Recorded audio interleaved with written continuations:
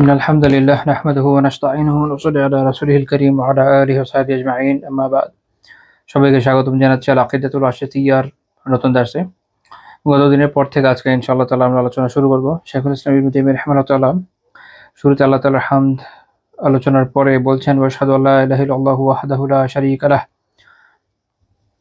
ইকরারাম বিহি ওয়া তাওহীদা وأشهد أن محمدا عبده ورسوله صلى الله عليه وسلم تسليما مزيدا। তিনি প্রথমে আল্লাহ তাআলার হামদ আলোচনা করেছেন, যেটা আমরা গতদিন ব্যাখ্যা করেছি।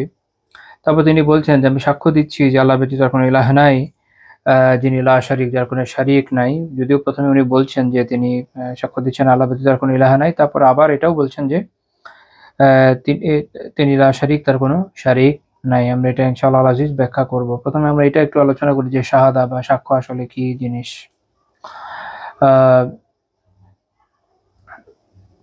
শাহাদা বা সাক্ষ্য দিয়ে আসলে বোঝানো হচ্ছে আল ইখবার বিশাইইন আন ইলমিন বিহ, কোনো বিষয়ের জ্ঞান থাকা অবস্থায়, কোনো কিছু জানা অবস্থায় সে তা জানানো। মানে কেউ যখন জানে যে এটা এরকম, সেটা যখন সে অপর কাউকে জানাচ্ছে বা উল্লেখ করছে, মূলত এটাই হচ্ছে শাহাদা। এর সাথে এটাও জরুরি, সেটা হচ্ছে ইতিকাদ লিসিহ্হাতিহি ওয়া থুবুতিহি, যে বিষয়ে সে সাক্ষ্য দিচ্ছে তার যে সঠিক এবং তার সুপ্রমাণিত, এই বিষয়ে তার সুদৃঢ় বিশ্বাস থাকা লাগবে। অর্থাৎ যে বিষয়ে মানুষ সাক্ষ্য দিবে সে বিষয়ে তার যদি সঠিক বিশ্বাস থাকে যে হ্যাঁ এই বিষয়টা এরকমই, এবং দৃঢ়তার সাথে তাই সে তার উপর বিশ্বাস করে, তখন সে যখন এই বিষয়টা অপরকে জানাচ্ছে বা উল্লেখ করছে, ওটাই হলো শাহাদা। কিন্তু যদি এরকম হয় যে আত্মিক বিশ্বাস নেই, শুধু মৌলিক ঘোষণা দিচ্ছে যে হ্যাঁ এই জিনিসের আমি সাক্ষ্য দেই, মনে রাখতে হবে যেটা কিন্তু আসলে শাহাদা নয়।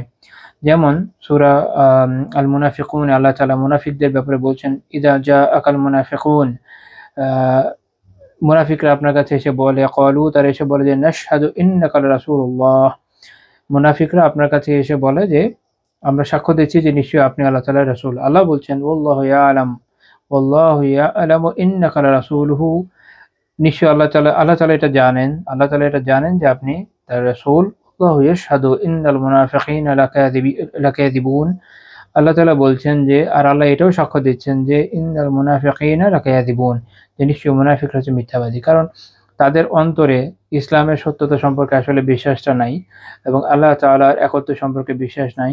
একইভাবে রাসূলুল্লাহ সাল্লাল্লাহু আলাইহি ওয়াসাল্লামের রিসালাত সম্পর্কে তাদের আসলে বিশ্বাস নেই। তারা শুধু মৌখিক একটা স্বীকারোক্তি দিচ্ছে, কাজে এটা সেই শাহাদা নয়, বা বলা যায় যে প্রকৃতপক্ষে এটা শাহাদার মধ্যে পড়ে না। এই জন্য আল্লাহ তাআলা তাদের যে সাক্ষ্য, এটাকে নাকচ করে দিচ্ছেন। তো এই জন্য শাহাদা বা সাক্ষ্য হলো এইটা, যে যখন কেউ জেনে সত্যতা স্বীকার করে কোনো কিছুর ব্যাপারে বলছে, তখন এটা হলো শাহাদা। এবং এই কারণে যখন কেউ স্বীকৃতি দিচ্ছে যে আল্লাহ ব্যতীত আর কোনো ইলাহ নাই, তখন তাকে এটা জেনে বুঝে এর যে স্বরূপ তা উপলব্ধি করে, এর যে শর্ত শরাত সেগুলো বুঝে সে অনুযায়ী সাক্ষ্য দেওয়া বাঞ্ছনীয়। কেননা এটা যদি না হয়, তাহলে দেখা যাবে যে সে হয়তো কোনো না কোনো দিক দিয়ে আল্লাহ তাআলার একত্বকে মানছে না। তখন এটার পরিপূর্ণ সাক্ষ্য হবে না। পরিপূর্ণ সাক্ষ্য তখনই হবে যখন এটার যে শর্ত শরাত এগুলো ঠিকমতো আমল করার মাধ্যমে, বিশ্বাস করে, এর যে প্রামাণ্যতা তার উপর বিশ্বাস রেখে, তারপর যখন কেউ এটা বলবে যে আমি আল্লাহ ব্যতীত কোনো ইলাহ নেই, এটা মানি, তখন সেটা একটা প্রকৃত সাক্ষ্য বলে গণ্য হবে। তারপর শাইখুল ইসলাম রাহিমাহুল্লাহ বলছেন যে লা ইলাহা ইল্লাল্লাহ, আল্লাহ ব্যতীত আর কোনো ইলাহ নেই। এই যে এটা আমরা বলছি লা ইলাহা ইল্লাল্লাহ, আল্লাহ ব্যতীত কোনো ইলাহ নেই, এটা হচ্ছে কালিমাতুত তাওহীদ বা তাওহীদের কালিমা। এর মাধ্যমে আমরা তাওহীদের সাক্ষ্য দেই, এবং এটা ওই কালিমা সকল রাসূল যা দাওয়া নিয়ে এসেছেন, প্রত্যেক জাতির কাছে প্রত্যেক রাসূল যখন এসেছেন, তাদের এটাই দাওয়া ছিল যেন তার জাতি আল্লাহ তাআলার একত্ব মেনে নেয়। আল্লাহ তাআলা যে একক ইলাহ, একক মাবুদ, একক উপাস্য, এটা তারা মেনে নেয়। তারা যেন আল্লাহ তাআলার সাথে আর কাউকে শিরক না করে, এই দাওয়া নিয়ে যুগে যুগে রাসূলগণ প্রেরিত হয়েছেন।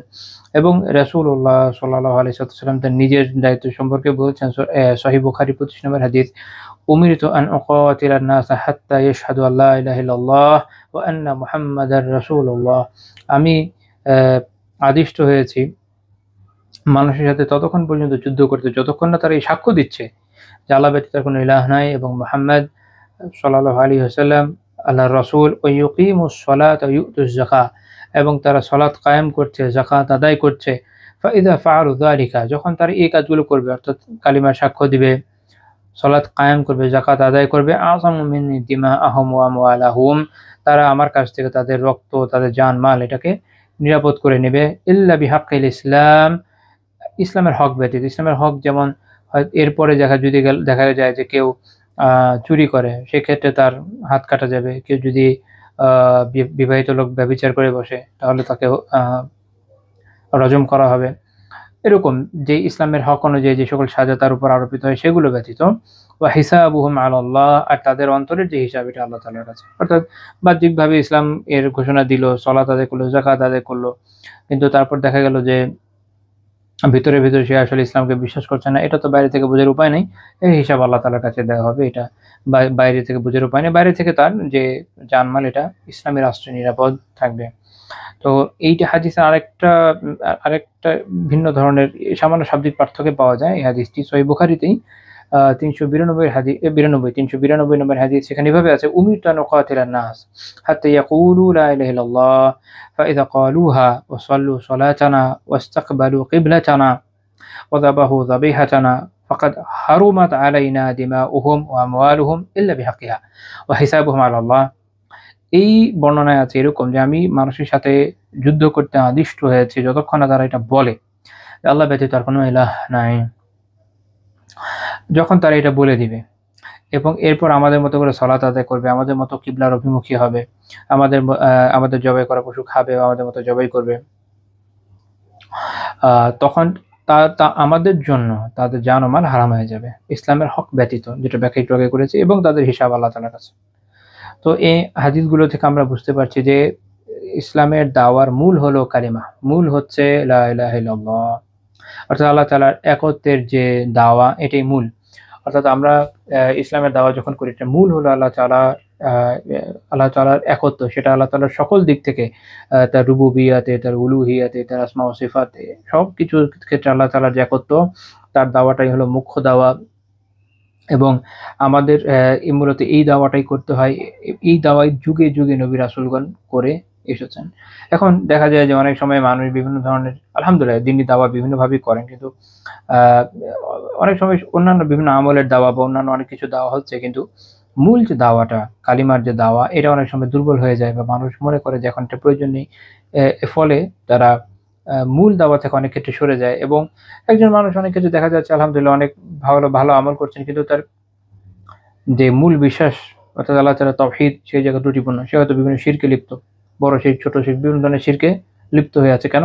কারণ তাওহীদ বোঝার যে গুরুত্বটা, এটা সে অনুধাবন করতে পারে নাই। তো এই জন্য মনে রাখতে হবে যে সকল নবী রাসূল যুগে যুগে এই দাওয়াই দিয়েছেন, তাওহীদের দাওয়াই দিয়েছেন। হ্যাঁ, কারণ তাওহীদ ঠিক হয়ে গেলে তারপর গ্র্যাজুয়ালি সে অন্যান্য বিষয়গুলো শেখে, ইবাদতের অন্যান্য বিষয়গুলো শেখে। কিন্তু তাওহীদই যদি ঠিক না থাকে, তাহলে ইবাদত কি আসলেও কোনো কাজে আসবে? এজন্য তাওহীদের দাওয়া অত্যন্ত গুরুত্বপূর্ণ। আর এই যে বাক্যটা লা ইলাহা ইল্লাল্লাহ, আল্লাহ ব্যতীত কোনো ইলাহ নাই, এখানে দুইটা বিষয় আছে। এটাকে বলে নাফি ইসবাত। প্রথমে নেগেশন আছে যে আল্লাহ ব্যতীত, লা ইলাহা, কোনো ইলাহ নাই। প্রথমে নাকচ করা হচ্ছে যে কোনো ইলাহ নাই। এখন এরপর বলা হচ্ছে ইল্লাল্লাহ, আল্লাহ ব্যতীত। এখন কোনো মাবুদ নাই বলতে এখানে উদ্দেশ্য হচ্ছে, মানে এই যে লা, এই লা দিয়ে নাকচ করা হচ্ছে, যেটা হচ্ছে আন-নাফিয়া লিল জিনস। সত্তাগতভাবে কোনো কিছু যখন নাকচ করে দেওয়া হয়, তখন এটাকে বলা হয় লা আন-নাফিয়া লিল জিনস। সত্তাগতভাবে একটা জিনিসকে নাকচ করা হচ্ছে, জিনিস নাই।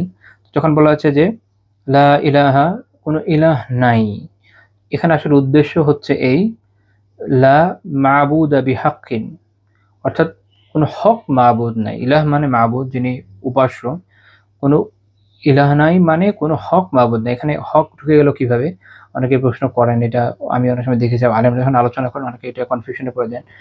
মূল বিষয় হচ্ছে এটা যে এখানে আরবি গ্রামার একটা নিয়ম আছে। যেমন ধরেন শেখ আলী আল জারেম নাহুল ওয়াজিহতে এটা উল্লেখ করেছেন, এবং অন্যান্য কিতাবগুলোতে আছে যে প্রত্যেক ইসম যার পরে দেখা এই লা নাফিয়া লিল জিনস, যেটা এইটার পরে যেটা হবে যে এইটার একটা খবর থাকবে, এই ইসমের একটা খবর থাকবে, একটা খবরকে যুক্ত করতে হয় এর সাথে। এটা হচ্ছে উসুল। তো এখন যখন বলা হচ্ছে যে লা ইলাহা অথবা লা মাবুদা, যেটাই বোঝা হোক না কেন, তো এর খবরটাকে, ওইটা হচ্ছে বিহাক্কিন। এটা পরে ধরে নেওয়া হয় যে এরপরে আছে বিহাক্কিন। অর্থাৎ কোনো হক মাবুদ নাই। এটা আরবি গ্রামারের নিয়মের ভিতরেই চলে আসছে যে কোনো হক মাবুদ নাই ইল্লাল্লাহ, আল্লাহ ব্যতীত। অর্থাৎ আল্লাহ তাআলাই একমাত্র হক মাবুদ। তো বাতিল মাবুদ আছে। বাতিল মাবুদ আপনারা জানেন যে মাবুদ মানে উপাস্য, যে মুশরিকিনরা তারা যে সকল উপাস্যের পূজা করছে এগুলো তাদের মাবুদ, কিন্তু এগুলো বাতিল, এগুলো বাতিল। হক মাবুদ আল্লাহ ব্যতীত আর কেউ নাই। তারপর শেখ রাহিমাহুল্লাহ তাআলা বলছেন যে ওয়াহদাহু লা শারীকা লাহ, তিনি এক একক এবং তার কোনো শরীক নেই। এটা মূলত তাকিদ দেওয়ার জন্য, এটা জোর দেওয়ার জন্য, আগের অংশের সাথে কালিমাতু তাওহীদকে জোর দেওয়ার জন্য এই অংশটা উনি উল্লেখ করেছেন। তারপর তিনি বলছেন যে ইকরারাম বিহি, অর্থাৎ এটা আমি স্বীকৃতি দিচ্ছি, এটা ফেলের মানায় আসবে। তারপর তিনি চলে যাচ্ছেন আবার এরপর বলছেন ওয়াশহাদু আন্না মুহাম্মাদান আবদুহু ওয়া রাসূলুহু, আমি সাক্ষ্য দিচ্ছি যে মুহাম্মদ সাল্লাল্লাহু আলাইহি ওয়াসাল্লাম আল্লাহ তাআলার বান্দা এবং তার রাসূল। এই আলোচনায় যাওয়ার আগে একটা অংশ এখানে এর আগে রয়ে গেছে, সেটা হচ্ছে তাওহীদা, অর্থাৎ ইখলাসান লিল্লাহি আযজা ওয়া জাল্লা ফিল ইবাদাহ। অর্থাৎ তিনি এখানে বলছেন যে আমি এই সাক্ষ্য দিচ্ছি, আগের আশহাদুর সাথে এটা যুক্ত, যে আল্লাহ ব্যতীত আর কোনো ইলাহ নাই, আল্লাহ ব্যতীত কোনো হক মাবুদ নাই। আমরা যদি ব্যাখ্যা করি আল্লাহ ব্যতীত কোনো হক মাবুদ নাই, তিনি এমন সত্তা যিনি লা শারীক, তার কোনো শারীক নাই, এটা আমি স্বীকৃতি দিচ্ছি এবং আল্লাহ তাআলাকে ইবাদতের জন্য খালিস করে নিচ্ছি। এটাকে আমরা এভাবে এটার অর্থে আনতে পারি। তারপর তিনি রিসালাতের সাক্ষ্য দিচ্ছেন। প্রথমে আল্লাহ তাআলার তাওহীদের সাক্ষ্য দিলেন, যেটা প্রথম গুরুত্বপূর্ণ বিষয়। দ্বিতীয়ত হচ্ছে একজন মুসলিমের জন্য দ্বিতীয় জরুরি বিষয় হচ্ছে রিসালাতের সাক্ষ্য দেওয়া, অর্থাৎ রাসূলুল্লাহ সাল্লাল্লাহু আলাইহি ওয়াসাল্লামের রিসালাতের সাক্ষ্য দেওয়ার জন্য বলেছেন আশহাদু আন্না মুহাম্মাদান আবদুহু ওয়া রাসূলুহু সাল্লাল্লাহু আলাইহি ওয়াসাল্লাম তাসলিমা মাজিদা। এখন এখানে যিনি বলছেন যে আমি এই সাক্ষ্য দিচ্ছি যে মুহাম্মদ আল্লাহ তাআলার বান্দা এবং তার রাসূল সাল্লাল্লাহু আলাইহি ওয়াসাল্লাম। তো এখানে আমরা একটা জিনিস দেখছি যে তার আল্লাহ রাসূলের যে উবুদিয়্যাহ, তার যে বান্দা হওয়ার যে গুণ সেইটা, এবং তার রাসূল হওয়ার গুণ, দুটাকে পাশাপাশি উল্লেখ করা হচ্ছে। কেননা একজন বান্দার সবচেয়ে বড় গুণ এইটাই যে সে আল্লাহ তাআলার বান্দা, তারপরে অন্য কোনো কিছু। তো এই জন্য সবার আগে আবদুহু বলা হচ্ছে যে তিনি তার বান্দা, ও রাসূলুহু এবং তার রাসূল। লা ইলাহা ইল্লাল্লাহ। এখন এই যে আমরা দেখলাম যে রিসালাতের যে সাক্ষ্য, এটা কিন্তু তাওহীদের যে সাক্ষ্য এটার সাথে যুক্ত। যেমন আল্লাহ তাআলা কোরআনে বলেছেন ওয়া রাফা'না লাকা যিকরাক, এবং আমি আপনার জন্য আপনার যে স্মরণ এটাকে সুউচ্চ করেছি। এটার ব্যাখ্যা করতে গিয়ে যেমন মুজাহিদ রাহিমাহুল্লাহ তাআলা বলছেন, যার মানে হচ্ছে লা উযকারু ইল্লা যুকিরতা মাই, আপনি আমার সাথে উল্লেখিত হওয়া ব্যতীত আমি উল্লেখিত হই না। যেমন আশহাদু আল্লা ইলাহা ইল্লাল্লাহ ওয়া আশহাদু আন্না মুহাম্মাদার রাসূলুল্লাহ, যখন এই সাক্ষ্য দেওয়া হয় তখন আমরা দেখি যে আল্লাহ আযজা ওয়া জাল্লার যে তাওহীদ, তার সাথে সাথে রাসূলুল্লাহ সাল্লাল্লাহু আলাইহি ওয়াসাল্লামের রিসালাতের সাক্ষ্য দেওয়া হয়ে যাচ্ছে। তো এটাই মুজাহিদ রাহিমাহুল্লাহ তাআলা, প্রখ্যাত তাবেঈন ইবনে আব্বাস রাদিয়াল্লাহু তাআলা আনহুর ছাত্র, তিনি ব্যাখ্যা করেছেন এই আয়াতের ওয়া রাফা'না লাকা যিকরাক এর ব্যাখ্যায়। এই বর্ণনাটা ইবনে ইসহাক আল কাযী রাহিমাহুল্লাহ তাআলা তার কিতাব ফাদলুস সালাহ আলা নবীতে উল্লেখ করেছেন। শেখ আলবানী রাহমাতুল্লাহি আলাইহি মুরসাল সহিহ বলেছেন হাদিসকে।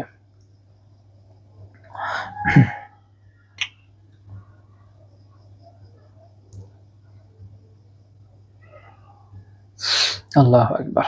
তো যেটা বলছিলাম যে একজন বান্দার সবচেয়ে বড় পরিচয় হলো তার বান্দা হওয়া। ইবাদা হচ্ছে সেই গুণ যেটার জন্য আল্লাহ তাআলা মানব জাতিকে, কুল কায়নাতকে, আমাদেরকে সৃষ্টি করেছেন। আল্লাহ তাআলা কি বলেছেন? ওয়া মা খালাকতুল জিন্না ওয়াল ইনসা ইল্লা লিয়াবুদুন। সূরা যারিয়াতের 56 নম্বর আয়াতে আল্লাহ তাআলা বলেছেন যে আমি জিন জাতি এবং মানব জাতিকে আমার ইবাদতের জন্যই সৃষ্টি করেছি।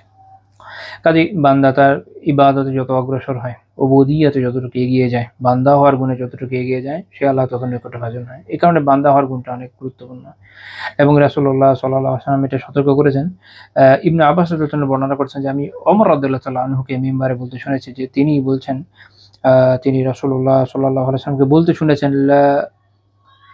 লা তুতরুনি কামা আতরাতিন নাসারা ইবনে মারইয়াম فإنما أنا عبده فقولوا عبد الله ورسوله। রাসূলুল্লাহ সাল্লাল্লাহু আলাইহি ওয়াসাল্লাম বলেছেন যে নাসারারা, খ্রিস্টানরা ঈসা বিন মারইয়াম আলাইহিস সালামের ব্যাপারে যেইভাবে প্রশংসার ক্ষেত্রে অতিরঞ্জন বাড়াবাড়ি করেছে, তোমরা আমার ব্যাপারে এরকম করো না, বরং তোমরা বলো যে আল্লাহ তাআলার বান্দা এবং রাসূল। তো রাসূলুল্লাহ সাল্লাল্লাহু আলাইহি ওয়াসাল্লাম নিজে এই ক্রমটা শিখিয়ে দিয়েছেন যে আগে আসবে কি আব্দ, তারপরে আসবে রাসূল। শেখুল ইসলাম ইবনে তাইমিয়া রাহিমাহুল্লাহ ওইটাই অনুসরণ করেছেন, আগে আব্দের কথা উল্লেখ করেছেন, পরে রাসূলের কথা উল্লেখ করেছেন। লা ইলাহা ইল্লাল্লাহ। আর মনে রাখতে হবে যে রাসূলুল্লাহ সাল্লাল্লাহু আলাইহি ওয়াসাল্লামের অনুসরণের মাধ্যমেই মূলত তার এই রিসালাতে সাক্ষীর পূর্ণতা পাওয়া যায়। একটা হচ্ছে মৌখিক সাক্ষ্য, অর্থাৎ মুখে কেউ বলল, আরেকটা হচ্ছে আমলের মাধ্যমে সাক্ষ্য। যখন একজন ব্যক্তি রাসূলুল্লাহ সাল্লাল্লাহু আলাইহি ওয়াসাল্লামের আনিত শরিয়া, তার সুন্নাহকে সঠিকভাবে ধারণ করবে, আমল করবে, পালন করবে, তখন আমলের মাধ্যমে এর সাক্ষ্য হবে যে সে রাসূলুল্লাহ সাল্লাল্লাহু আলাইহি ওয়াসাল্লামকে রাসূল হিসেবে মানে এবং তাকে অনুসরণ করে। লা ইলাহা ইল্লাল্লাহ। তারপর তিনি বলছেন যে সাল্লাল্লাহু আলাইহি ওয়াসাল্লাম দোয়া করছেন যে আল্লাহ তাআলা তার উপর সালাত ও সালাম বর্ষণ করুন। এখন কথা হচ্ছে সালাত মানে কি? সালাতের আবিধানিক হচ্ছে দোয়া। দোয়া আমরা যখন দোয়া করি এটা হচ্ছে সালাত। সালাত পারিভাষিকভাবে আলাদা আলাদা কিছু ব্যাখ্যায় আসে। তো এখানে যেমন বলছিলাম যে সালাতের আবিধানিক হচ্ছে দোয়া। যেমন ধরেন সূরা আত-তাওবার ১০৩ নম্বর আয়াতে আল্লাহ তাআলা বলছেন ওয়াসাল্লি আলাইহিম ইন্না সলাতাকা সাকানুল লাহুম, ইন্না সলাতাকা সাকানুল লাহুম। আর তাদের জন্য দোয়া করুন, নিশ্চয়ই আপনার দোয়া তাদের জন্য প্রশান্তিকর। তাহলে এখানে দোয়ার অর্থ হচ্ছে সালাতের অর্থ হচ্ছে দোয়া। আবার সালাতের আরেক অর্থ হচ্ছে কি? আমরা যে আমল করি ৫ ওয়াক্ত, এই একটা আমল, এটা হচ্ছে একটা ইবাদত, এটা হচ্ছে সালাত। এইখানে সালাতের অর্থ কি হবে এটা একটা ব্যাপার। তো উলামা বিভিন্ন ব্যাখ্যা দিয়েছেন। কেউ বলছেন যে আমরা যখন বলছি যে সাল্লাল্লাহু আলাইহি, আল্লাহ আপনি তার প্রতি সালাত বর্ষণ করেন, অনেকে এটার অর্থ করেছেন যে আল্লাহ তার প্রতি রহম করেন, মাগফিরাত করে।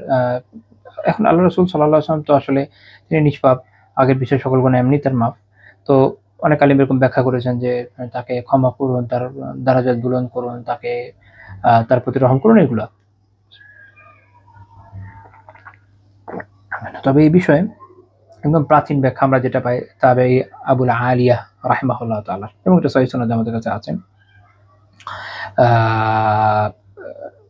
না, ঠিক সহিহ সনদে আমার কাছে না, হাসান সনদে আমাদের কাছে আছে। তো এইটা আবুল আলিয়া রাহিমাহুল্লাহ তাআলার যে বক্তব্য, তিনি যেটা বলছেন, তিনি বলছেন যে সলাতুল্লাহি আলা রাসূলিহি সানাউহু আলাইহি ইনদাল মালায়েকা। যে রাসূলুল্লাহ সাল্লাল্লাহু আলাইহি ওয়াসাল্লামের উপর আল্লাহ তাআলা সালাতের মানে হচ্ছে যে আল্লাহ তাআলা তার কাছে যে ফেরেশতারা রয়েছেন তার কাছে রাসূলুল্লাহর প্রশংসা করেন। তো এটা আবুল আলিয়া রাহিমাহুল্লাহ তাআলা উল্লেখ করেছেন। ইমাম বুখারী রাহিমাহুল্লাহ তাআলা মুআল্লাকান বর্ণনা করেছেন। আর এটা একদম সনদ সহ আমরা পাচ্ছি হচ্ছে ফজলুস সালাতি আলা নবী সাল্লাল্লাহু আলাইহি ওয়াসাল্লামের কিতাবে, ইবনে ইসহাক আল কাযী রাহিমাহুল্লাহ তাআলার কিতাব। শেখ আল-আলবানী রাহিমাহুল্লাহ তাআলা বলেছেন এটার সনদ মাওকুফ হাসান। এটা হাসান সনদের একটা বর্ণনা। তো এইটা আমাদের কাছে তাবিঈদের পর্যন্ত সব বিশুদ্ধতম বর্ণনা আমার জানা মতে। তো এই হিসাবে আমরা এইটাকে নির্ভরযোগ্য ধরতে পারি। আর ফেরেশতাদের যে ফেরেশতারা যখন সালাত কারোর জন্য এইভাবে করে, তাদের জন্য সালাত পাঠ করে, তখন এটার অর্থ কি হবে? যেমন আল্লাহ তাআলা কোরআনে বলেছেন না, ইন্নাল্লাহা ওয়া মালাইকাতাহু ইউসাল্লুনা আলান নবী, যে নিশ্চয়ই আল্লাহ তাআলা এবং তার ফেরেশতারা নবী সাল্লাল্লাহু আলাইহি ওয়াসাল্লামের উপর সালাত বর্ষণ করেন। এখন তখন এটার অর্থ কি হবে? যদি ফেরেশতাদের ক্ষেত্রে কি হবে? তো এক্ষেত্রে মাশহুর মত হচ্ছে এটা যে ফেরেশতাদের হচ্ছে ইস্তিগফার, তাদের ইস্তিগফার, তাদের ক্ষমা প্রার্থনা। এখন এটা নেওয়া হয়েছে কোত্থেকে? সহিহ মুসলিমের 649 নম্বর হাদিস। সহিহ মুসলিমের 649 নম্বর হাদিস হচ্ছে ওয়াল মালাইকাতু ইউসাল্লুনা আলা আহাদিকুম মা দামা ফি মাজলিসিহি আল্লাযী সাল্লা ফীহি ইয়াকুলুন আল্লাহুম্মা আরহামহু আল্লাহুম্মা ইগফির লাহ। আল্লাহ রাসূল সাল্লাল্লাহু আলাইহি ওয়াসাল্লাম বলছেন যে তোমাদের কেউ যখন যেখানে সালাত আদায় করেছে সেখানে যতক্ষণ থাকে ততক্ষণ ফেরেশতারা তাদের জন্য দোয়া করতে থাকে যে আল্লাহ আপনি তার প্রতি রহম করুন, তাকে ক্ষমা করুন। তো ফেরেশতাদের সালাতের মানে হচ্ছে এইটা। আর মানুষ যখন যখন সালাত আমরা দোয়া করি তার মানে হচ্ছে দোয়া, আল্লাহ রাসূলের জন্য দোয়া করছি আমরা। লা ইলাহা ইল্লাল্লাহ। আমাদের কামনা হচ্ছে এটা যে আল্লাহ তাআলা যেন তার আরো অধিক প্রশংসা করেন, ফেরেশতারা যেন তার জন্য আরো বেশি বেশি রহমতের দোয়া করেন। যদিও আমাদের দোয়া হলো মূলত আল্লাহ তাআলার কাছে, মানে ওভারঅল যখন ব্যাখ্যা আমরা করতে যাই সবকিছুর মধ্যে শামিল হয়ে যায়। তো তারপরে তিনি বলছেন আল্লাহ তাআলা তার প্রতি আচ্ছা, এখানে একটা বিষয়, সেটা হচ্ছে আমি যদি আমার কাছে যে কপিটা এখানে এরকম আছে যে সাল্লাল্লাহু আলাইহি ওয়াসাল্লাম এই পর্যন্ত শেষ, তবে তার তার যারা এটা আমি একটু ব্যাখ্যা করবো আল কি জিনিস, এবং তারা আসহাব, এই দুজনের জন্য দোয়া, এইটার একটা পার্ট আমরা এটা কোনো নুসখায় পাই, কোনো এটা টেক্সটে কোনো যে ছাপার মধ্যে এটা আছে, আমার কাছে যে ছাপাটা আছে এটার মধ্যে এটা নাই। তো কোনো ছাপা এখানে দোয়া আরো বর্ধিত হয়েছে এভাবে, ওয়া আলিহি, তার আল এর প্রতি। আল এটা আসলে মূল শব্দ হচ্ছে আহল ছিল, আহলুন ছিল, পরিবার পরিজন অর্থ বোঝে আরবিতে, আসল ছিল এটা। তো এটা আরবি গ্রামারের কিছু নিয়ম অনুযায়ী দেখা গেছে যে হামজা আর হা, এটা মানে সংক্ষেপে বলে দিই যে এটা একত্রিত একসময় হয়ে গেছে আর কি, ব্যাস এটুকু মাথায় রাখলে চলবে। যারা আরবি সরফের নিয়ম কারণ জানেন তারা বুঝবেন কি হয়েছিল এখানে। তো এটা এভাবে আল হয়ে গেছে। তো আবিধানিক অর্থে পরিবার পরিজন বোঝায়, কিন্তু এমনি ব্যাপক অর্থে যেটা হয়, যেটা যে এক তো হচ্ছে রাসূলুল্লাহ সাল্লাল্লাহু আলাইহি ওয়াসাল্লামের যে স্ত্রীগণ, তারা অবশ্যই আহলে বাইতের মধ্যে পড়ে, তার সন্তান তো আছে। এছাড়া এটা আরো ব্যাপক আসলে, মূলত মান হুরিমাত আলাইহিমুস সাদাকা, যাদের প্রতি সাদাকা হারাম, এরা যেমন বনু হাশিম, বনু আল মুত্তালিব, এরা সবাই তার আলের মধ্যে পড়বে। এছাড়া উলামা আরেকটা কথা বলেন, সেটা হচ্ছে যে কুল্লু মান তাবিআহু আলা দীনিহি, প্রত্যেকে যারা তার দ্বীনের অনুসারী, প্রত্যেকে তারা তার পরিবারের মধ্যে পড়ে। এটা একটা হাদিস থেকে জানা যায়, সেটা আমরা আলোচনা এখন আনছি না। তো এটা অনেকে এটাকে প্রাধান্য দিয়ে থাকেন, এই মতটাকে, আল্লাহু আলাম। তো যখন তার এই ইয়ের জন্য, তার আল এর জন্য এইভাবে দোয়া করা হচ্ছে যে আল্লাহ তাআলা তাদের প্রতিও রহমত বর্ষণ করেন, তাদেরকে ক্ষমা করেন। লা ইলাহা ইল্লাল্লাহ। তো এরপর আরেকটা অংশ আছে যে তার আসহাবের প্রতি। তো আসহাব দিয়ে মূলত তার সাহাবীদের উদ্দেশ্য। সাহাবী কারা? এইটার ব্যাখ্যায় ইবনে হাজার রাহমাতুল্লাহি আলাইহি নুজহাতুন নাজর, ওনার একটা কিতাব আছে, সেখানে তিনি বলছেন যে ওয়া মান লাকিয়ান নাবিয়্য সাল্লাল্লাহু আলাইহি ওয়াসাল্লাম মুমিনান বিহি ওয়া মাতা আলাল ইসলাম ওয়ালাউ তাখাল্লালাত রিদ্দাতুন ফিল আসাহ। তিনি বলছেন যে এমন প্রত্যেক ব্যক্তি যে নবী সাল্লাল্লাহু আলাইহি ওয়াসাল্লামকে তার জীবদ্দশায় মুমিন অবস্থায় দেখেছে এবং নিজে ইসলামের উপর মৃত্যুবরণ করেছে, সে হচ্ছে সাহাবী। যদিও যদি এমন হতে পারে যে মাঝখানে হয়তো মুরতাদ হয়েও গেল, কিন্তু এরপরে যদি আবার ইসলামের উপরে এসে ইসলামের উপরে মৃত্যুবরণ করে, সেও সাহাবী হিসেবে বিবেচ্য হবে। তো এখানে যখন বলা হচ্ছে যে মান লাকিয়া, অর্থাৎ নবী সাল্লাল্লাহু আলাইহি ওয়াসাল্লামের সাথে সাক্ষাৎ হতে হবে, সমকালীন আরবের অন্য কোথাও চলে ইসলাম কবুল করেছে, আল্লাহ রাসূলের সাথে সাক্ষাৎ হয়নি, তাহলে হবে না। সাক্ষাৎ অল্প সময় হলেও চলে, এটার জন্য দীর্ঘ সময়ের সোহবত জরুরি না। মুমিনান বিহি, তার প্রতি ঈমানদার হতে হবে, অর্থাৎ কোনো কাফের এসে দেখা করেছে, পরে আল্লাহ রাসূলের মৃত্যুর পরে মুসলিম হয়েছে, তাহলে সে সাহাবী না। কিন্তু মুমিন অবস্থায় আল্লাহ রাসূল সাল্লাল্লাহু আলাইহি ওয়াসাল্লামের সাথে দেখা করেছে, সেই সাহাবী। ওয়া মাতা আলাল ইসলাম, মৃত্যু হইতে হবে ইসলামের উপরে, মৃত্যু হতে হবে ইসলামের উপরে। এখন কেউ দেখা গেল যে মুরতাদ হয়ে মরে গেল, যদিও আগে সাহাবী ছিল, কিন্তু পরে মুরতাদ হয়ে আলিয়াযুবিল্লাহ মারা গেল, সে এর মধ্যে কাউন্ট হবে না। যেমন উবাইদুল্লাহ বিন জাহাশ, ইবনে খাতাল, এরা মুরতাদ হয়ে মারা গিয়েছিল। তো একজন খ্রিস্টান হয়েছিল, একজন মুশরিক হয়েছিল, তো এরা সাহাবীর মধ্যে গণ্য, তাহলে হবে না। আর আরেকটা হচ্ছে যে যদিও এমন হতে পারে যে সে হৃদয়ে আক্রান্ত কিন্তু পরে ইসলামে চলে আসলো, আগে সোহবত পেয়েছিল, এরপরে কোনো কারণে, যেমন যখন রিদ্দার ফিতনা হলো, হয়তো তখন মুরতাদ হয়ে গেল, পরে আবার ইসলামে চলে আসলো এবং তার উত্তম ইসলাম হলো, পরে কাফের হয়নি, ইসলামের উপরে মারা গিয়েছে, সেও সাহাবীগুলো গণ্য হবে। যেমন আল আশআস বিন কায়েস রাদিয়াল্লাহু তাআলা, এবং তার থেকে বর্ণনা বিভিন্ন হাদিসের কিতাবে রয়েছে। আচ্ছা, তারপরে তিনি দোয়া করছেন আরেকটা পার্ট যেটা এখানে নেই, সেটা হচ্ছে এখানে তো শুধু সালাতের কথা আছে, সালামের কথাও আছে আরেক অন্যান্য নুসখায়। তো ওখানে সালাম দিয়ে উদ্দেশ্য হচ্ছে যে আল্লাহ রাসূল সাল্লাল্লাহু আলাইহি ওয়াসাল্লাম থেকে তাকে প্রত্যেক এরকম বিষয় যেগুলো অপছন্দনীয়, মিন কুল্লি মাকরুহিন, প্রত্যেক অপছন্দনীয় বিষয় থেকে তার জন্য নিরাপত্তা কামনা করা, এটা হচ্ছে ওখানে সালামের উদ্দেশ্য। আর এমনিতে এটা আল্লাহ তাআলার একটা নামও কিন্তু সালাম, যার অর্থ হচ্ছে এরকম যিনি মুক্ত, যিনি সকল আয়েব থেকে, সকল দোষ ত্রুটি থেকে মুক্ত, এবং যিনি মুমিনদেরকে আখিরাতে নিরাপত্তায় রাখবেন, শান্তিতে রাখবেন, তিনি আসসালাম। আচ্ছা, আরেকটা হচ্ছে তারপরে উনি বলছেন যে তাসলিমান মাজিদা, অর্থাৎ অধিক পরিমাণে সালামের জন্য তিনি এখানে দোয়া করছেন।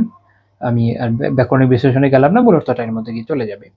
তারপরে তিনি বলছেন আম্মা বাদু, আবার এই নুসখায় কিন্তু আবার এটা নাই, আম্মা বাদু। যাই হোক, তিনি বলছেন আম্মা বাদু অতঃপর। এখন এই যে অতঃপর, এটা আসলে আরবিতে যেটা হয় যে একটা প্রসঙ্গের পরে যখন আরেকটা প্রসঙ্গ শুরু হয় তখন দেখা যায় এই শব্দটা এই শব্দ জোড় প্রয়োগ করা হয়। এটা রাসূলুল্লাহ সাল্লাল্লাহু আলাইহি ওয়াসাল্লামের বিভিন্ন খুতবাতেও দেখা যায়।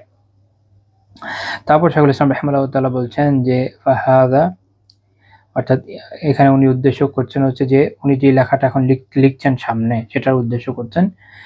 এরপরে যা লিখছেন তা ইতিকাদুল ফিরকাতিন নাজিয়াতিল মানসুরা ইলা কিয়ামিস সাআহ আহলি সুন্নাতি ওয়াল জামাআহ। বলছে যে এই যে সামনে আমি লিখতে যাচ্ছি এটা হচ্ছে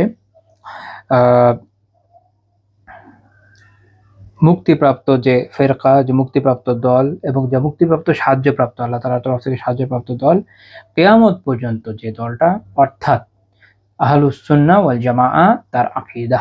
এখন এইখানে কয়েকটা কথা আছে যার ব্যাখ্যা দরকার।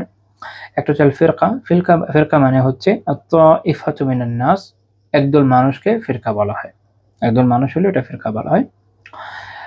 তারপর হচ্ছে এখানে এই ফিরকা শব্দটি এসে মূলত হাদিস থেকে, এই জন্য আলাদাভাবে ফিরকা শব্দের প্রয়োগ এসেছে। অনেকে মনে করেন ফিরকা শব্দ আসলেই মনে হয় এটা নেগেটিভ মিনিং দেয়, বিষয়টা এরকম না, এটা নেগেটিভ পজিটিভ দুই ধরনের প্রয়োগই আছে। তারপর তিনি এটার আরো এই ফিরকা যেটা, অর্থাৎ এই যে ফিরকা যার আকীদা তিনি আলোচনা করছেন, এর সিফাতের বৈশিষ্ট্য বর্ণনা করছেন, সেটা হচ্ছে আন-নাজিয়া আল-মানসুরা। দুইটা, একটা হচ্ছে এটা মুক্তিপ্রাপ্ত এবং এটা হচ্ছে সাহায্যপ্রাপ্ত। এটা উনি কোথা থেকে পেয়েছেন? এটা উনি পেয়েছেন হাদিস থেকে। রাসূলুল্লাহ সাল্লাল্লাহু আলাইহি ওয়াসাল্লাম বলেছেন, লা তাজালু তাইফাতুম মিন উম্মতি মানসুরিন লা ইয়াদুররুহুম মান খাযারাহুম হাত্তা তাকুমা সাআহ। তিনি বলছেন যে একটা দল আমার উম্মতের মধ্যে সবসময় সাহায্যপ্রাপ্ত হবে আল্লাহর তরফ থেকে, তাদেরকে, তাদের বিরোধী যারা তাদের ক্ষতি করতে চায় যারা, তারা তাদের কোনো ক্ষতি করতে পারবে না কিয়ামত পর্যন্ত। তো এখানে এই যে এই শব্দটা আমরা পেয়ে যাচ্ছি মানসুর। তো এই হাদিস ইমাম ইবনে মাজাহ রাহমাতুল্লাহ উল্লেখ করেছেন, সুনান ইবনে মাজাহ 6 নম্বর হাদিস, শেখ আলবানী রাহিমাহুল্লাহ সহিহ বলেছেন।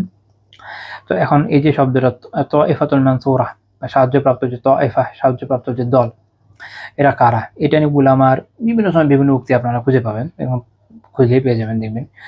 ইমাম সিন্দি রাহিমাহুল্লাহ তাআলা হাশিয়াতুস সিন্দি আলা সুনানি তিরমিজিতে উনি বলছেন যে এটা খিল বলা হয় যেটা হচ্ছে আহলুল হাদিস, যারা আহলুল হাদিস, আর আহলুল হাদিসের ব্যাখ্যা আমি করবো। আর আবার বলা হয় আহলুল জিহাদ, যারা মুজাহিদিন তারা ওয়াগাইরু যালিক, এরকম অন্যান্যরা। ইমাম আবু শাম আল মাকদিসি রাহিমাহুল্লাহ তাআলা উনি এটা উল্লেখ করতে গিয়ে বলছেন যে আবু বকর মাহমুদ বিন মানসুর আসমাআনি রাহিমাহুল্লাহ তাআলা আমালিতে উল্লেখ করেছেন একাধিক ইমাম থেকে, যেমন আব্দুল বিন মুবারক রাহিমাহুল্লাহ, ইয়াজিদ বিন হারুন, আহমদ বিন হাম্বল, আলী বিন আল মাদিনী, বুখারী রাহিমাহুল্লাহ, ওনারা এবং অন্যান্য ইমাম থেকে উল্লেখ করেছেন যে আন্না হাযিহি তাইফা আল মানসুরা হুম আসহাবুল হাদিস, যে এই সাহায্যপ্রাপ্ত দল যারা, এটা হচ্ছে আসহাবুল হাদিস, যারা হাদিস ওয়ালা মুহাদ্দিসিন যারা, তারা। তো এখানে আসলে এটাকে শুধু মুহাদ্দিসদের উদ্দেশ্য কিনা, কারণ এটা যদি হয় তাহলে যারা মুফাসসিরিন, যারা ফুকাহা, তারা তো হয়ে যাচ্ছে, বাদ হয়ে যাচ্ছে, তাই না?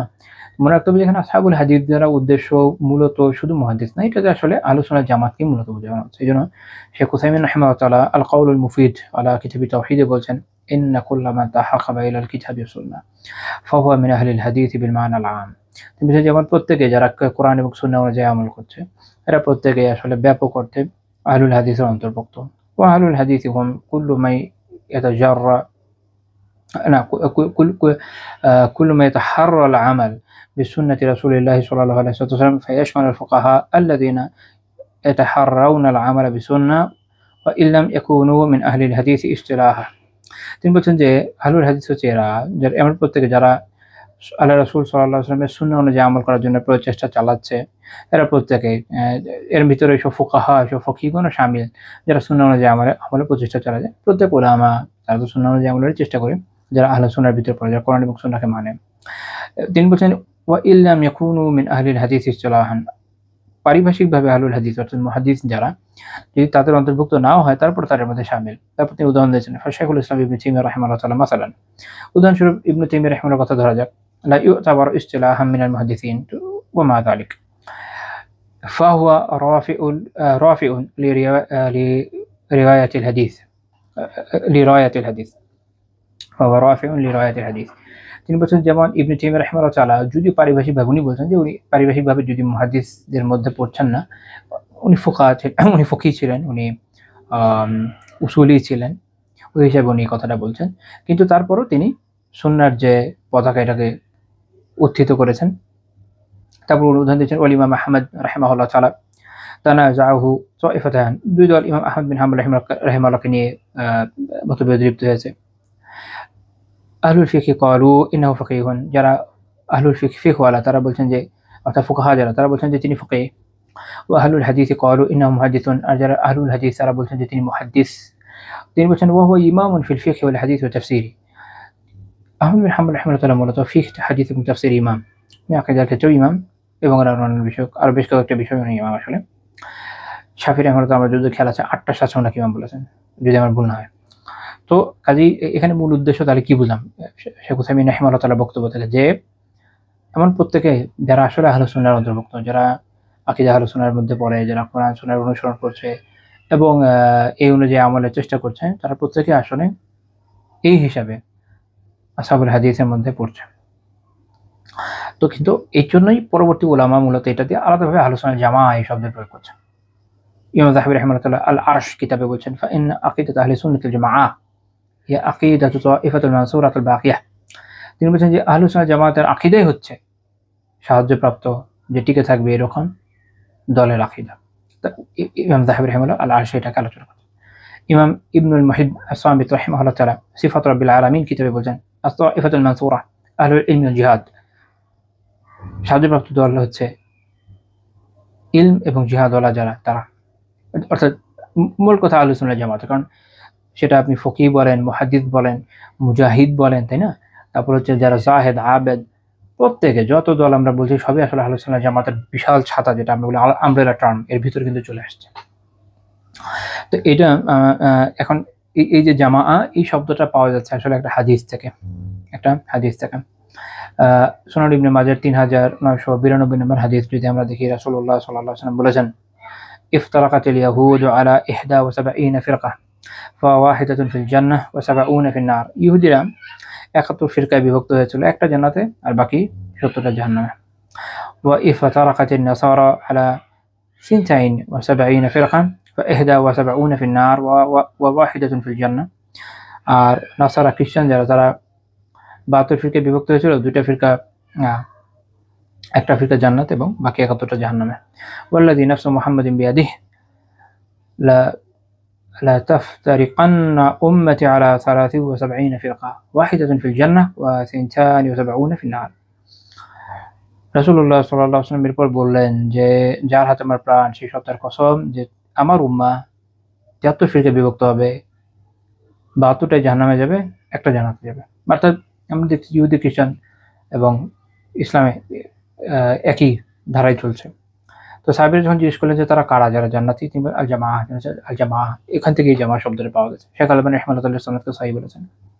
এখন জামা দিয়ে কাদেরকে ব্যাখ্যা করা হবে, মানে জামার বৈশিষ্ট্য কি, আমরা কিভাবে বুঝবো জামা কোনটা, এটার ব্যাখ্যা আমরা পাচ্ছি তিরমিজি 2641 নম্বর হাদিস। এটা আরো অন্যান্য ইমাম বর্ণনা করেছেন। যেটা হচ্ছে রাসূলুল্লাহ সাল্লাল্লাহু আলাইহি ওয়াসাল্লাম যখন এই হাদিস, এরকম একটা হাদিস বর্ণনা করলেন যে তিনি বলেন যে কুল্লুহুম ফিন্নার ইল্লা মিল্লাতা ওয়াহিদা, সব জাহান্নামে যাবে একটা ছাড়া। তখন জিজ্ঞেস করলো ইয়া রাসূলুল্লাহ তারা কারা? তিনি বলেন মা আনা আলাইহি ওয়া সাহাবী, আমি এবং আমার সাহাবীরা যার উপর রয়েছে। শেখ আলবানী রাহিমাহুল্লাহ হাদিসের সনদকে হাসান বলেছেন। তো এখান থেকে আমাদের বোঝার বিষয় হচ্ছে যে মূলত আহলুস সুন্নাহ জামাতের বৈশিষ্ট্য হচ্ছে যে আকীদার ক্ষেত্রে এবং অন্যান্য ক্ষেত্রে রাসূলুল্লাহ সাল্লাল্লাহু আলাইহি ওয়াসাল্লাম এবং তারপরে তার সাহাবীদের যে অবস্থান তার অনুসরণ করা। তো এখানে হচ্ছে রাফিজিরা বের হয়ে যাচ্ছে, এখানে হচ্ছে কাদেরিয়ারা, জাবরিয়ারা, নাসিবিরা, তারপর মুতাজিলারা, জাহমিয়ারা, মুআত্তিরারা, এরা সব যত ফিরকা আছে এখান থেকে বের হয়ে যাচ্ছে এর মাধ্যমে।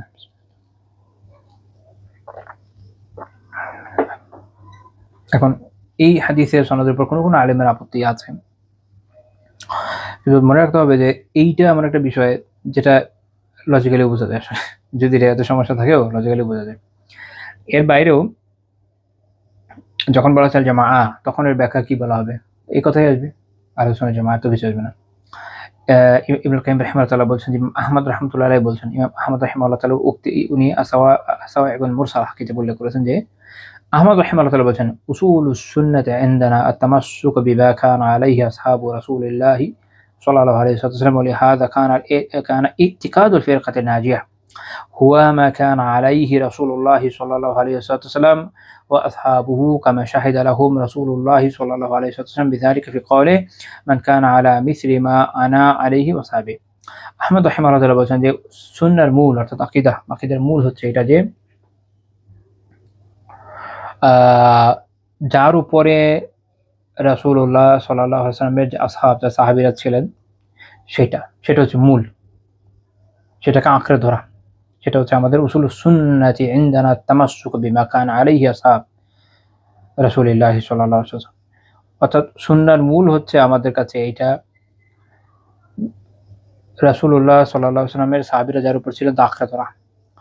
তিনি বলছেন ওয়ালিহাযা কানা ইতিকাদুল ফিরকাতিন নাজিয়াতি হুয়া মা কানা আলাইহি রাসূলুল্লাহ সাল্লাল্লাহু আলাইহি ওয়াসাল্লাম ওয়া আসহাবু। আর এই কারণে ফিরকাতুন নাজিয়া বা মুক্তিপ্রাপ্ত দলের আকীদা হচ্ছে এটা যার উপর আল্লাহ রাসূল ছিলেন এবং তার সাহাবীরা ছিলেন। যেমনটা আল্লাহ রাসূল সাক্ষ্য দিয়েছেন এটা বলে তারপর উনি হাদিসটা একটু শাব্দিক ভিন্নতার সাথে বর্ণনা করেছেন, অর্থাৎ যার উপর আল্লাহ রাসূল নিজে এবং তার সাহাবীরা রয়েছেন। এবং এটা তো আসলে লজিক্যালি বোঝা যায় যে আল্লাহ রাসূল যে আকীদা নিয়েছিলেন তার সাহাবীরা যেটা ছিলেন ওটাই তো মুক্তির দিশা, তাই না? তো সেটাই আহমদ রাহিমাহুল্লাহ বর্ণনা করছেন।